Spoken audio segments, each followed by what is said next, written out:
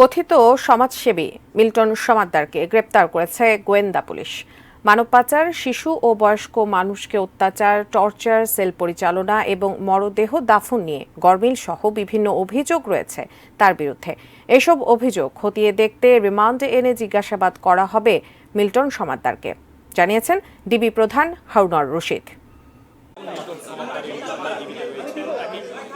অবশেষে গ্রেপ্তার হলেন বিতর্কিত সমাজসেবী মিল্টন সমাদ্দার। বুধবার রাজধানীর মিরপুর থেকে তাকে গ্রেপ্তার করে গোয়েন্দা পুলিশের একটি দল। রাতেই মিন্টো রোডের ডিবি কার্যালয়ে নিয়ে আসা হয় তাকে। নিজের পিতার গায়ে হাত তোলার অভিযোগে বরিশালের উজিরপুরের মিল্টন সমাদ্দারকে এলাকা ছাড়া করেছিলেন স্থানীয়রা। ঢাকায় এসে শাহবাগের একটি ফার্মেসিতে চাকরি নিলেও ওষুধ চুরির অভিযোগে সেখান থেকে চাকরি যায় তার। মিল্টন সমাদ্দারের বিরুদ্ধে যে অভিযোগটা ছিল আপনারা বলেছেন, তাকে আমরা আজকে গ্রেপ্তার করেছি। তার বিরুদ্ধে অনেকগুলো অভিযোগ, এবং সে তার বাড়ি হলো বরিশালের উজিরপুরে।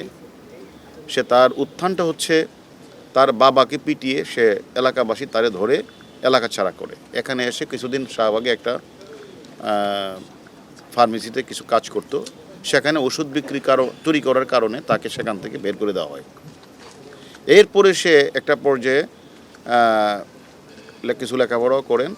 সে মিঠু হালদার নামে একটা নার্সিং মেয়ে, যে পেশা নার্স, তাকে বিয়ে করার পরে সে তখন তার স্বপ্নে আসলো সে একটা ওল্ড অ্যান্ড চাইল্ড একটা কেয়ার সেন্টার সে স্থাপন করবে, এরকম একটা তার আসলো। তখন তার ওয়াইফকে নিয়ে সে মিরপুর এলাকায় একটা child and old age care নামে একটা প্রতিষ্ঠান খুলে।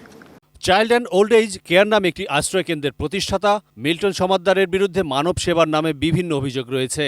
রাতে নিজের কার্যালয়ে ঢাকা মহানগর গোয়েন্দা পুলিশের প্রধান হারুনুর রশিদ জানান, প্রাথমিক জিজ্ঞাসাবাদে মিল্টন সমাদ্দার তার বিরুদ্ধে ওঠা বেশ কিছু অভিযোগ স্বীকার করেছেন। বাচ্চা শিশুদেরকে নিয়ে আসতো, আর বৃদ্ধ মানুষগুলি যারা সেখান থেকে গরিব তাদেরকে নিয়ে আসতো।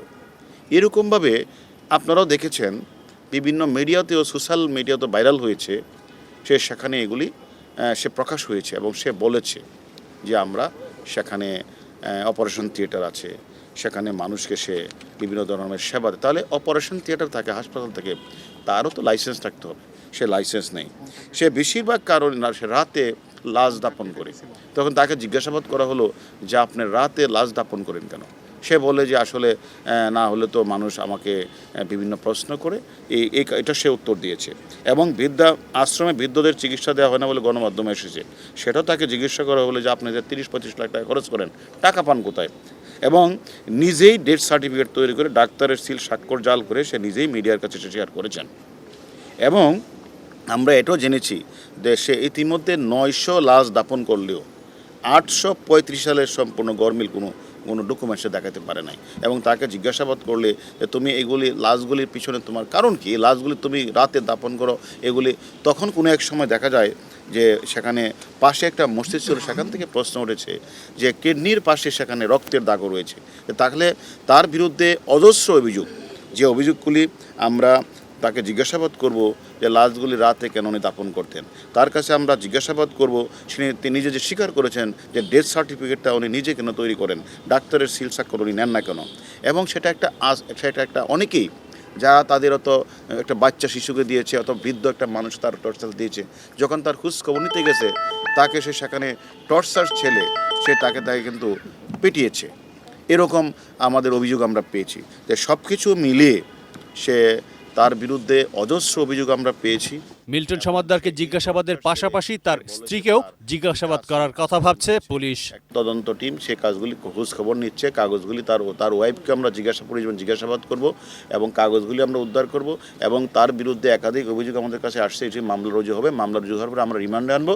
রিমান্ডে আনার পরে আপনারা যতগুলি প্রশ্ন করেছেন, আমরাও যে অভিযোগগুলি পেয়েছি সেগুলি পুঙ্খানুপুঙ্খভাবে তদন্ত করা হবে।